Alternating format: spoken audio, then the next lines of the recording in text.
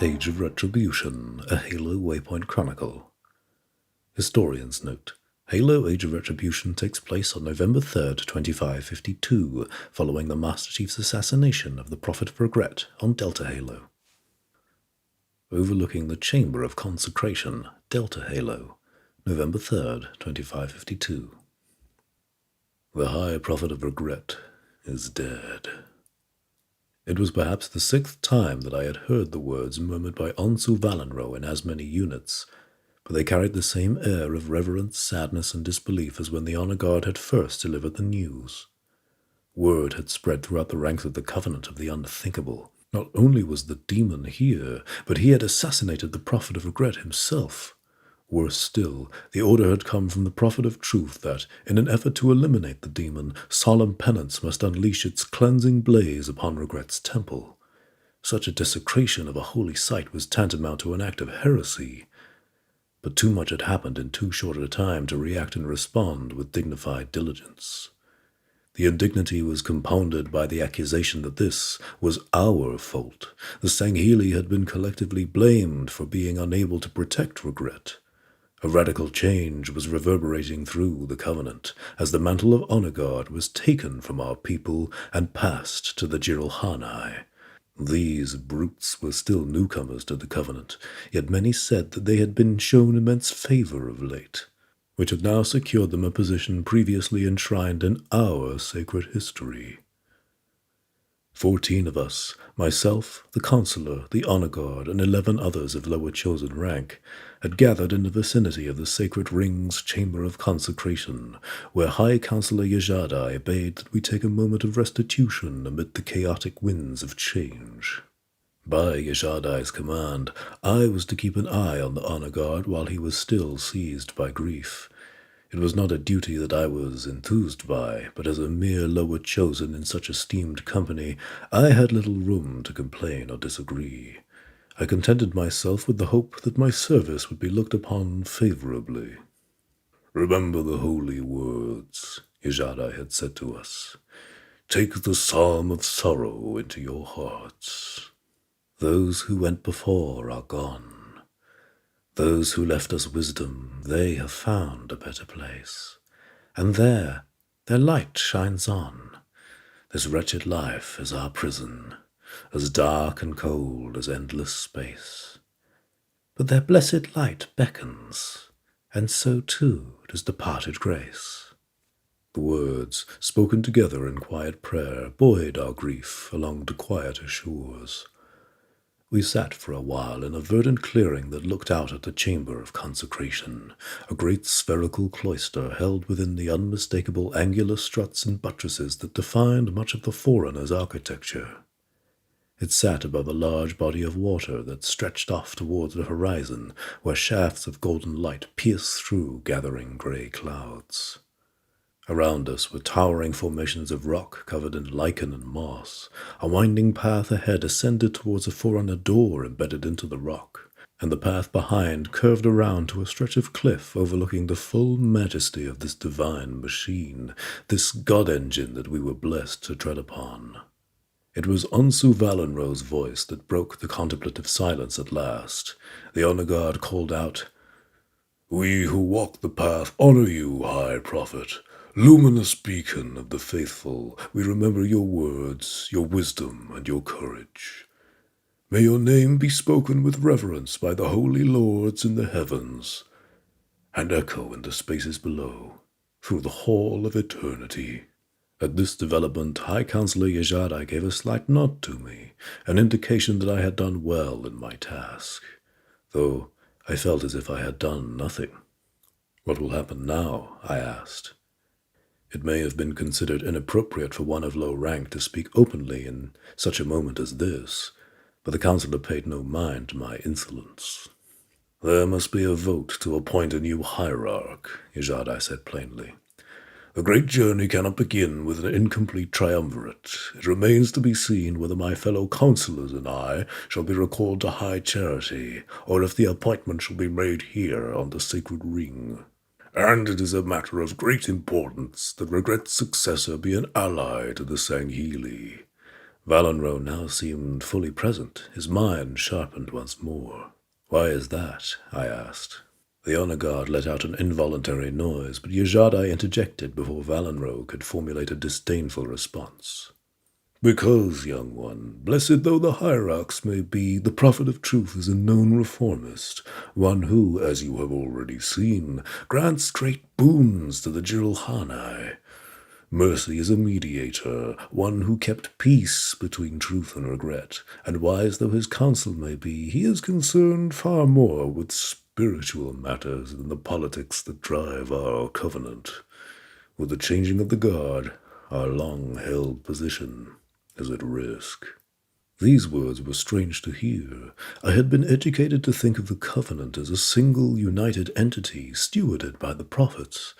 It was their will that guided the Sangheili, for we were to serve as their protectors and enforcers on the path to transcendence. Such was sanctified by the writ of union. No longer. The notion that there was dissonance, even malcontent, between the hierarchs was most unwelcome. As a relative newcomer to the military of the Covenant, still yet to see extensive combat beyond training in the hunting domes, there was evidently much that I had to learn about those we had pledged our service to. I wondered what the other warriors among us thought of this, but they were patrolling far enough away that they either did not hear the consular's words or paid them no mind.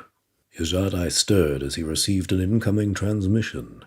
He input a command on his wrist armor's interface and projected a hologram of a Sanshayum. Judging by the sudden snap to attention by the consular and honor guard, this was clearly somebody of considerable importance. "Hear these words from I, the prophet of exquisite devotion." I glanced to my right as I could almost perceive the tension straining Yajadai, who tightened his mandibles to hold at bay the reaction he truly desired to express. "Blessed is this day for all of our covenant, as we stand on the precipice of the great journey's summation. Alas, the passing of the high prophet of regret necessitates the appointment of a new hierarch, and so all Sangheili counselors are called upon to gather at the chamber of consecration. Ride now with all due haste, lest you tarry in the final hour, and find yourselves left behind." As soon as the transmission ended, my fellow Sangheili immediately set about making preparations to depart. "Brothers," Yajadai called out to all of us present, "march with me, onwards to the heart of this sacred ring." The others growled in affirmation and dutifully assembled into a single-file line behind the consular and honor guard. How fortunate we were to have joined the Covenant at such a time. Even among these fearful changes, we were here at the point of realizing all that this alliance had sought to achieve on the blood of our forefathers. We made our way around a large rock which separated the central clearing from the winding path that led up to the great foreigner door, which was itself the size of perhaps 2 or 3 Sangheili. As the door parted upon our approach, we were greeted by a most unwelcome sight. Over 8 feet tall he stood, with a light gray, single-knotted beard that hung below a smirk, framed by razor-sharp tusks. His armor was crimson, accented with ivory, and his eyes, they looked as if he might be blind, but instead of milky white, they too were a stark red. In one of his gauntleted hands he held a death-lubber casually by his waist, its curved underside bayonet stained with dark blood. He was accompanied by his own entourage of Jirulhanai. 2 were clad in the armor of an honor guard, while the other 4 wore the basic helmet, shoulder pauldrons, weapon harness, and primitive leg wrappings that were typical for those of low rank, who were otherwise covered simply in their thick brown fur. "What is the meaning of this?" High Consular Yajadai took a step forward, placing himself in front of Valenro and the rest of our number. The Jirulhanai leader made a show of sniffing the air, his scrutinous eyes scanning each of us as if assessing distant prey. "We are here to escort you, Counselor," he said. "That will not be necessary, Thrall Slayer," Yajadai responded immediately, his tone clipped. "As you can see, I already have an escort. Of greater numbers. The Thrall Slayer, whose fanged smile had only grown at Yajadai's use of his title, then turned to Valenro, appraising the honor guard. This one appears to be wearing armor that no longer belongs to him. He gestured to his cohort, sneering. We cannot depart without honoring the will of the prophets in this matter. I am Ansu Valenro, honor guard to the Prophet of Regret in the Sacred Fleet of Consecration. Valenro spat on the ground. Any Jiraul who would seek to claim this armor will have to take it. Silence hung in the air for a moment, tension boiling over as all present calculated the next move of their leaders. I, for one, had not anticipated the possibility of fighting Covenant allies. Our enemy on this ring was supposed to be the humans. But as I looked at the Thrall Slayer and his fellows, I could see it in their eyes. Hunger and anticipation for violence. His blade! One of the Sangheili standing close to Yajadai spoke. Look at his blade! The dark stains on the Thrall Slayer's bayonet, still hanging by his side, caught the light of the sun. It was not red, the color of human blood, but a deep violet, that of our own kind. Before any of us could act, the Thrall Slayer and his ilk fired their death lobbers upon us, instantly blasting through the energy shields of 2 of our number. I watched in horror as their abdomens burst apart from the explosives. Blood sprayed onto the ground. Impact from fragments of shrapnel and bone caused my own shields to flare for a moment, and the concussive blast sent the initial 2 victims falling backwards.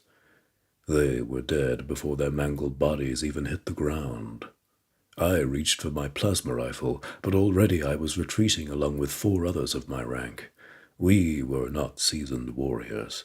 I knew one of our number to have been a scribe who was made to serve for an annual cycle after offending his minister, and another was renowned for his ability to interpret and translate Huragok. It was neither shameful nor dishonorable for these Sangheili to be gentle of spirit, for strength flows from many rivers. But in the face of violence such as this, we stood little chance of prevailing. The tactics and coordination of the Jiralhanae were quite unlike the low intelligence many Sangheili often claim them to have. 3 stayed back to provide covering fire with their brute shots, while the others surged forward on all 4s. They bounded towards us with incredible speed, at which point instinct took over and I at last began firing my weapon. Bursts of superheated plasma impacted on one of the Jiralhanae, instantly burning its fur, but even as it howled in pain and an acrid smell filled the air, it showed no signs of faltering. We were joined then by Ansu Valenro, who had drawn his energy sword to cover us in close quarters. Keep firing, the honor guard roared. Focus your attacks together on a target.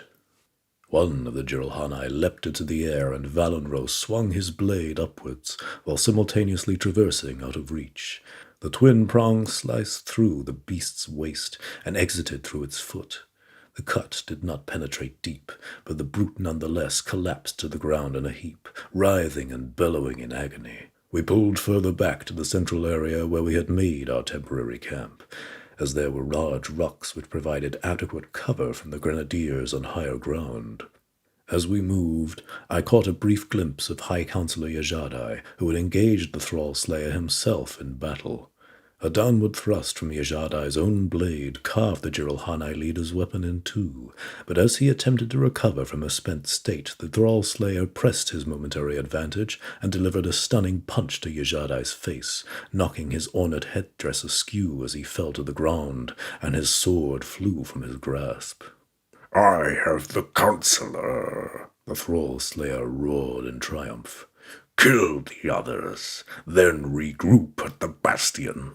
The last I saw of High Counselor Yajadai was the Thrall Slayer dragging him away and out of sight through the door, leaving just 9 of us standing.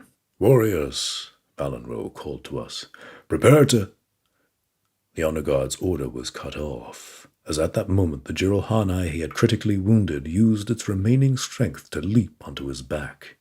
The enormous beast's weight pulled the Sangheli backwards with ease, and we aimed our weapons but dared not fire. As they writhed and wrestled, none of us could confidently shoot without likely killing Valenro. Instead, I watched in horror as the wounded creature's plan became clear. It was too late to act, to even attempt to prevent it, as more explosive shells from the brute shots pummeled the rocks and ground near our position. Valenro attempted to dig his armored boots into the ground to find purchase that would prevent him being dragged further backwards. But even, perhaps especially, an injured Jiralhanai was capable of drawing on immense reserves of strength. That was all it needed to bring the honor guard to the cliff edge, the overlook facing the chamber of consecration, where a fatal drop awaited them. The Jiralhanai, its lower body soaked with blood, did not have a moment of hesitation before casting itself and Valenro over the edge. There was no time to react or mourn. There was no time to do anything other than try to survive. We few were still under siege. As I knelt, my foot touched what I had not realized was the hilt of Valenro's energy sword. I picked it up as two other Jiralhanai advanced on our position, reversing their grips on their brute shots so that they approached us bayonets first. 4 of our number scrambled out of cover in different directions, hoping that they would present too many targets for the grenadiers to hit. But the Jiralhanai up on the high ground were instead spurred on by this new challenge, intensifying their attacks. Dirt and rock burst with each impact, and I heard several screams, I could not tell how many, as more rounds found their mark. Holding the plasma rifle in one hand, I ignited Valenro's energy sword with the other, still retreating step by step as the 2 Jiralhanai continued to approach. I had their attention now, and hoped that it might give the others time to escape. My fellow Sangheli passed out of sight as I rounded a rocky corner. My eyes were fixed on the 2 Jiralhanai, whose expressions were inscrutable.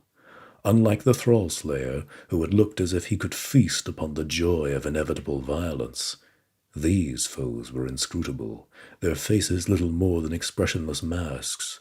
They sensed the end, my fear, and were absolutely focused on what I might do with the honor guard's blade.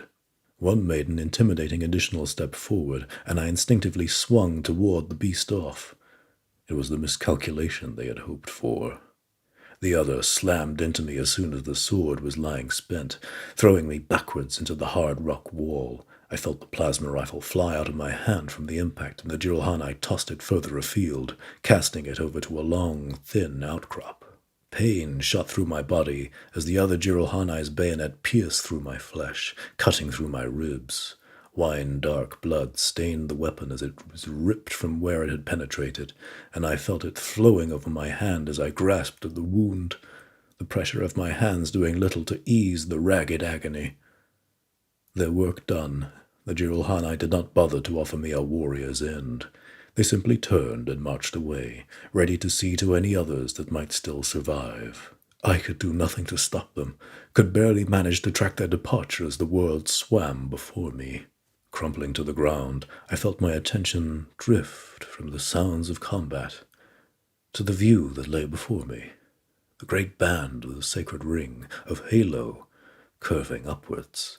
Vast continents were scattered among its ocean, rays of heavenly light piercing through the clouds which obscured the view of high charity. If this was to be my fate, to die from a betrayal such as this, let it be in the realm of gods. Let this verdant paradise become my tomb. Darkness crept to the edges of my vision, drowning my lingering remnants of consciousness, and I felt as if I were plummeting into the endless night of the Hall of Eternity. But then I saw it. A sphere of brilliant golden light burst in front of my eyes. A moment later, a figure was cast out from it. A Sangheli warrior clad in silver armor. The Arbiter. He gathered himself for a moment, picking up my discarded plasma rifle from a nearby rock, and then approached. I saw him clearly then. The brutes have betrayed us. I weakly choked the words out as I felt the last of my strength leaving my body. The Councillors. The Arbiter placed a hand upon me and took up the hilt of Valandro's energy sword from my grasp. The blade flashed to life. Twin prongs of superheated plasma blazed with renewed and vengeful purpose. My last thoughts were of the psalm of repose, of the softness of my uncle's voice, as my dwindling consciousness remembered how he sang its holy words by the shores of the Surdon Sea. With eyes aloft and tensions high, we gain that which we seek. Rejoice in thine keep's battle cry, a song to separate the weak. Of time it walks among us here, the blade comes for us all. But in our stead we claim our dead, when echoed in the hall.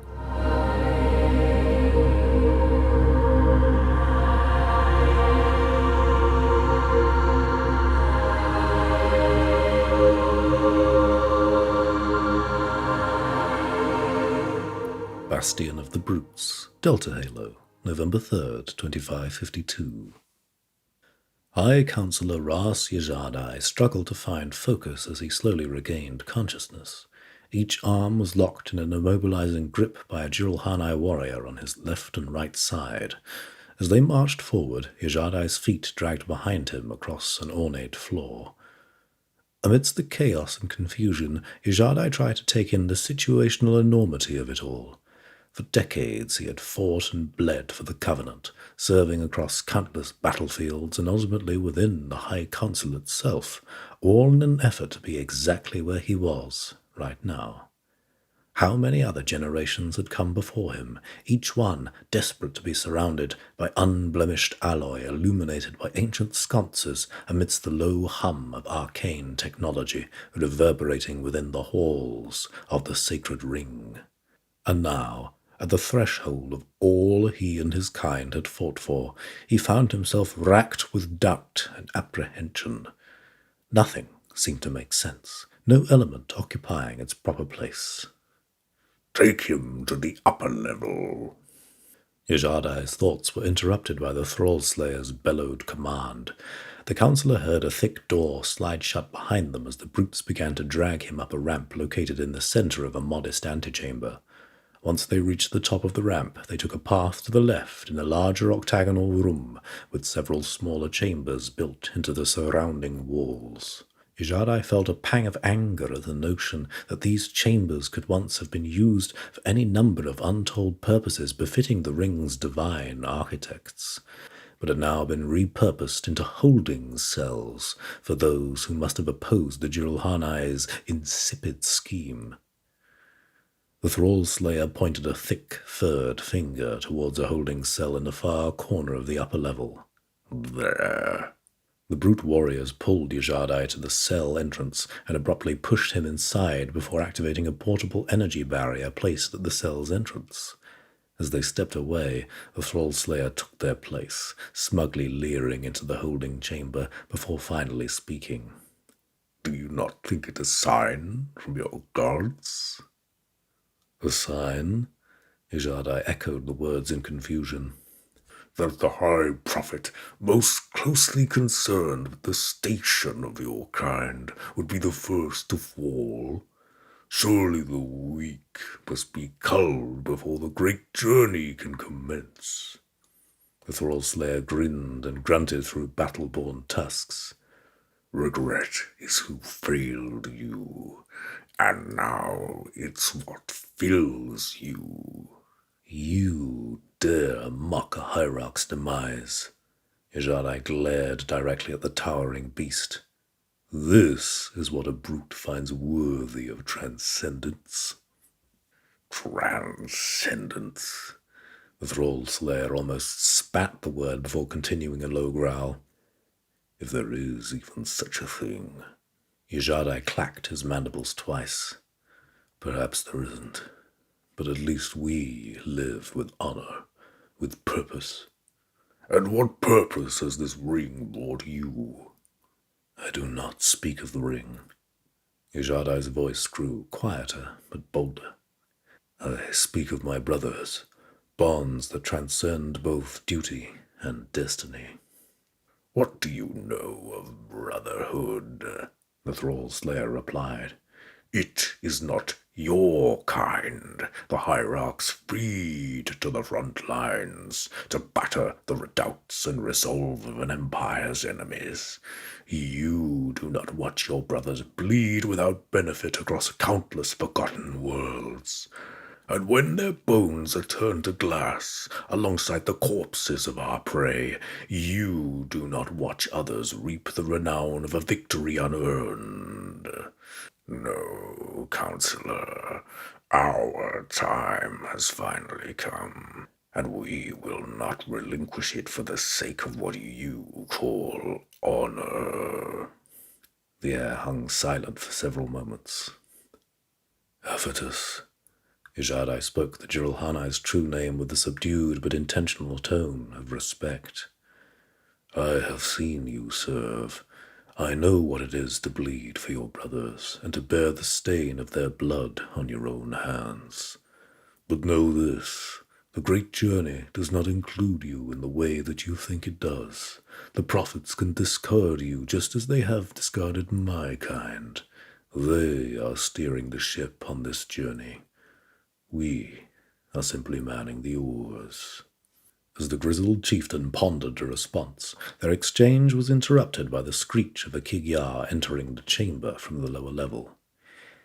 "Mighty Thrall Slayer," the jackal squawked. "Aelius and Ignis send word. They bring back traitor Legolo and new counselor for questions." The Thrall Slayer paused for a moment before responding. Excellent. Prepare yourselves for their arrival. As he turned back towards Ijadai, the Sangheili counselor spoke. Think upon my words, Avitus. If not for yourself, then for those who follow you. The Thrall Slayer snarled. It is you who will be doing the thinking. In the back of your chamber, you shall find a plasma rifle, and with it comes a choice. Acknowledge your shame and demonstrate penitence for your actions by searing your own stain from this ring you hold so sacred. Or wait for my return, and I will gut you slowly myself under the gaze of your fellow counselors and co-conspirators. The path is yours to choose. Despite the Jiralhanai's threats, a strange sense of peace gently draped over Ijadai's shoulders, a feeling of clarity, as if something he hadn't known was obscuring his vision had suddenly cleared. He remembered the end of the Age of Doubt, how his fellow Sangheili and Sanshayum councillors alike were filled with zealous fervour as they roared with rapturous joy at the 9th Age of Reclamation's coming, each of them trying to shout the loudest. That time had come again. A new age had surreptitiously arrived, ushered in not with cheer and unity of purpose, but with the sharpened silence of blades in the dark. My path is already set, Avitus, Ijadai spoke. It is you who has yet to choose.